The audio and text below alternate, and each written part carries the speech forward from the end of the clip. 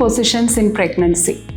പലപ്പോഴും നമുക്ക് പേഷ്യൻസിൻ്റെ അടുത്തു നിന്ന് ഉള്ള ഒരു ഡൗട്ടാണ്, ഡോക്ടർ ഏത് രീതിയിലാണ് ഞാൻ ഉറങ്ങേണ്ടത്, ഇതിനൊരു പ്രത്യേക പൊസിഷൻ ഉണ്ടോ പ്രഗ്നൻസിയിൽ. അപ്പം പ്രഗ്നൻസി എടുക്കുമ്പോൾ നമുക്കറിയാം 3 ട്രൈമസ്റ്റേഴ്സ് ആയിട്ട് ഇതിനെ തിരിക്കാം.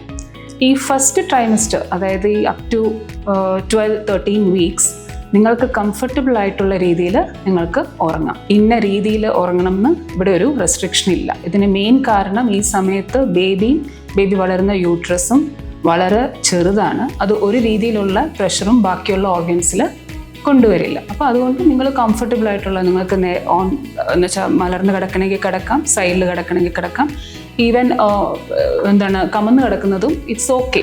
നിങ്ങൾ അതാണ് കംഫർട്ടബിൾ ആണെങ്കിൽ നിങ്ങൾക്ക് ആ പൊസിഷൻ ചൂസ് ചെയ്യാം. ഇനി സെക്കൻഡ് ട്രൈമസ്റ്ററിലോട്ട് വരുമ്പം ഒരു 16-18 വീക്സ് ഒക്കെ ആകുമ്പോഴാണ് ആ ടമ്മി ശരിക്ക് വന്നു തുടങ്ങുന്നത്. യൂട്രസ് വളർന്ന് കുറച്ചൊരു പ്രൊട്രൂഡ് ചെയ്ത് തുടങ്ങുന്നത് ഈ 16-18 വീക്സിലാണ്.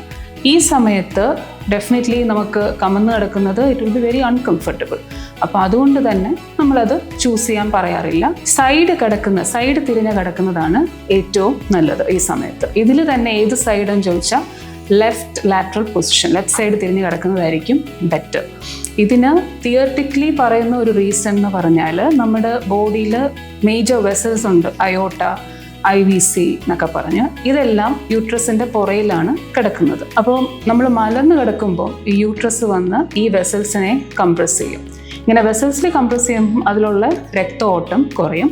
സോ ഇന്നേവേ അത് യൂട്രസിലോട്ടുള്ള രക്തഓട്ടം കുറയും.